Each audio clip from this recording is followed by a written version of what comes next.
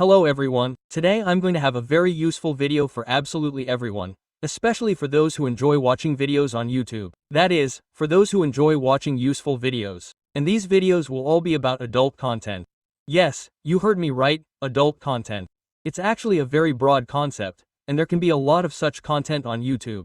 So imagine you're looking for something personally relevant, but the results you get are incomplete. This means you get far fewer results than the search queries you enter. Of course, this is a limitation of YouTube itself. The YouTube app itself contains a huge number of videos, but you simply don't get some. That is, they don't show up in your search queries. And just one setting could be to blame for all of this. I'll tell you everything now. Be sure to support the video with a like, subscribe to the channel, and share with your friends. So, for YouTube to work at its full potential and search for every possible video, you need to go to the YouTube app itself and tap your profile picture in the bottom right. Next, look, there's a gear in the upper right corner. Tap it.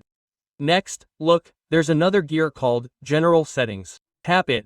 Once you scroll through these settings, you need to find Safe Mode.